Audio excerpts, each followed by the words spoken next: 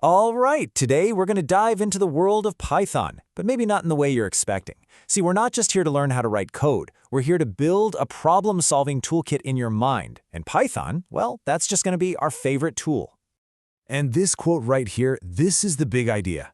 Seriously, for a moment, forget about memorizing complicated syntax.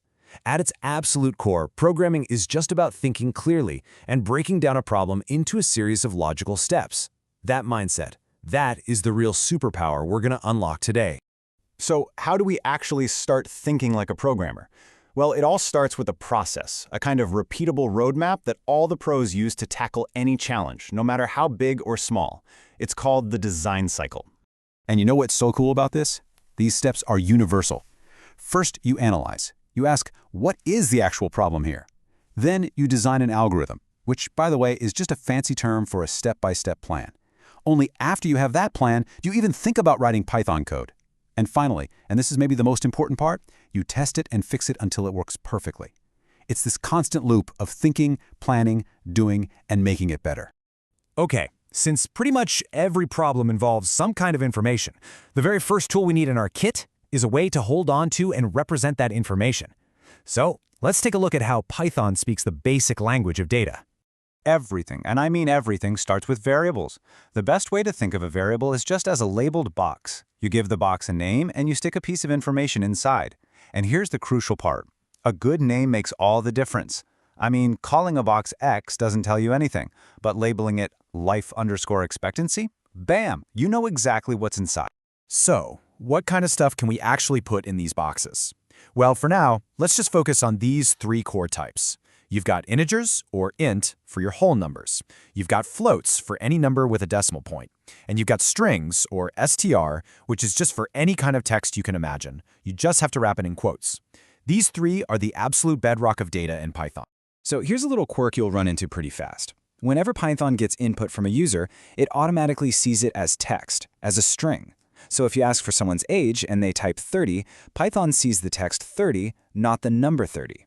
That's why you have to explicitly tell Python, hey, convert this text into an integer with int, or turn this into a decimal number with float before you can actually do any math with it. Okay, so we can store data. Awesome. Now let's give our programs a brain. The next tool in our kit is what lets our code evaluate different conditions and actually make decisions. This is the foundation of all logic.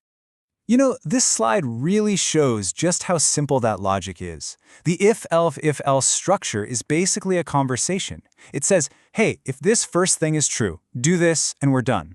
Otherwise, let's check this next condition. If that's true, do something else. And if none of those things were true, just do this last part by default. It just goes down the list and stops at the first yes it finds. But wait, here is a hidden trap you absolutely have to watch out for. When you're dealing with those decimal numbers, the floats, you can't just check if they're equal. It seems like you should be able to, but you can't.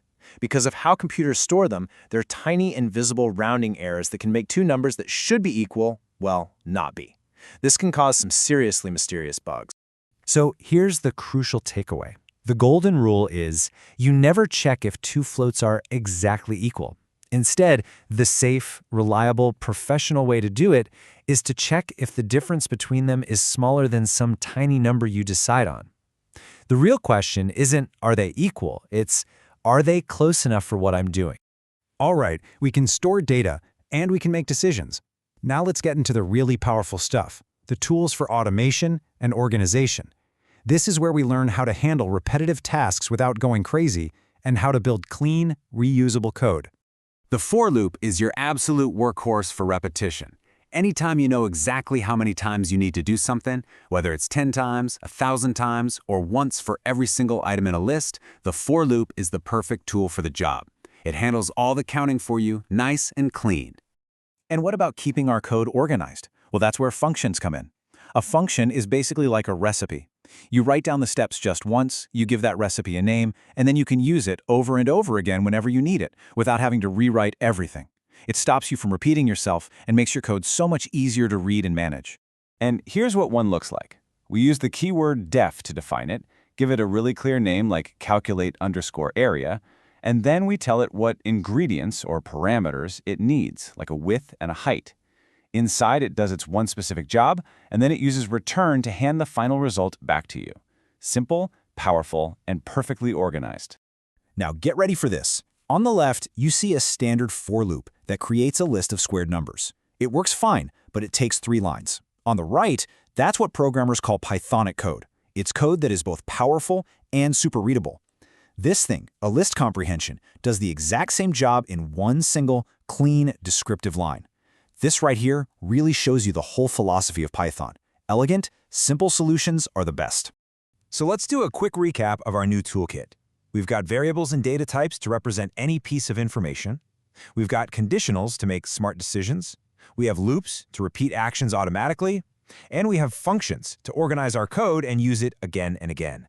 You know, with just these 4 concepts, you can start to solve an incredible range of problems. So there you have it. You've seen the design cycle for how to think and the core Python tools for how to build. The language itself is just the way you express your solution. So the real question now isn't what else you need to learn. The real question is, what problem are you going to solve first?